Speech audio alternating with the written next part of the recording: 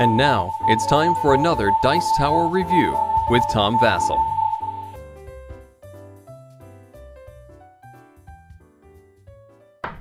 Melody is sick today, so she can't join me, but I wanted to make it clear right away that Jurassic Wars is a game that's aimed at children. It's a game about fighting dinosaurs, which is a lot of fun, and while I find that there was a problem that I found with the game, you can actually go to their website, dicemaestro.com, and on their website they have variants that you can do, and one of them is called the Vasel variant, which is what I suggested. But anyway, let's take a look at the game itself. Dinosaurs fighting, you know that's going to be neat, at least in theme. The first thing you'll do each game is you'll take one deck of combat cards and deal that out to everybody, and then one deck of dino cards and deal those evenly out to everybody. And then, lo and behold, you'll take one of 3 timeline cards and find out the time period of your game. And this one is the Jurassic era, okay? Or you could have the late Cretaceous or the early Cretaceous periods. So, once you do that, one player starts, and the game is all about combat. What that player is going to do is they're going to pick a dinosaur from their hand, and they're going to attack another player. So here is a dinosaur. I'm not going to, well, a Margasaurus, and he is going to be, he's a plant eater, and he'll be attacking, I guess there must be some kind of virus making them attack each other, the Tyrannosaurus. Uh-oh. I'm not sure. I'm pretty sure who's going to win that one. Now, the point of these gentlemen is that each of them is going to roll dice equal to what's shown on their card. Now, if they're plant eating, they roll green dice. If they're meat eating, they roll red dice.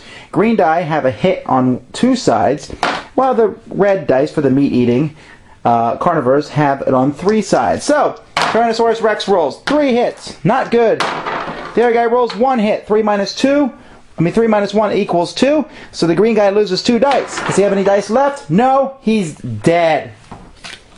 Tyrannosaurus Rex goes back to the other person's hand.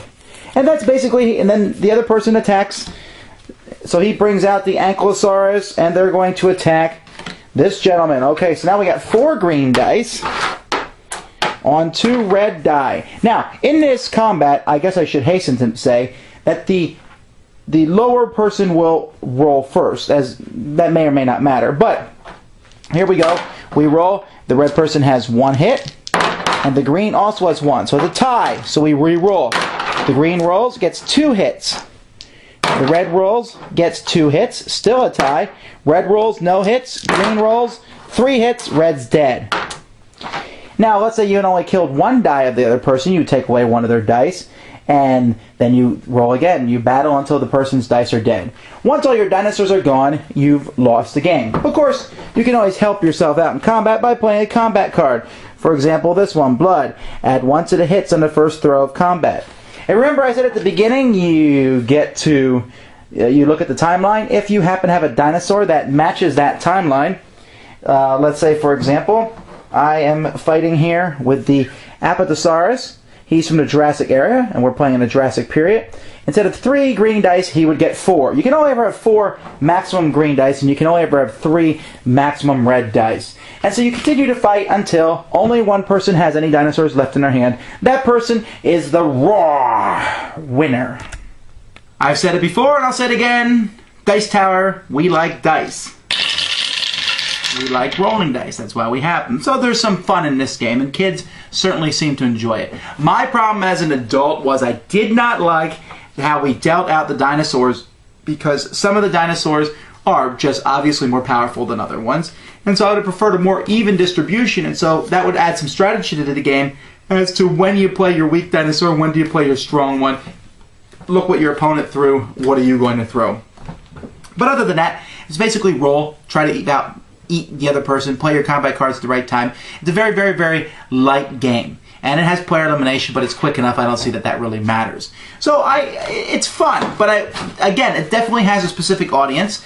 I would say boys who like dinosaurs, or girls who like dinosaurs and want to see them fight. There's going to be expansion packs with more dinosaurs and more things, and proceeds of the game, some of them do go towards children's charities like Make-A-Wish Foundation. And so this is certainly, if you have kids who like dinosaurs, I would certainly push you to check this out. If you're looking for a good dinosaur strategy game for adults, then you might want to pass this one by, but it's certainly not a bad one to play with your kids. Thanks for joining us today. For more written, audio, and video reviews, as well as the #1 board game podcast, check out the website at www.thedicetower.com. Until then, this is Eric Summerer, and you've been watching The Dice Tower.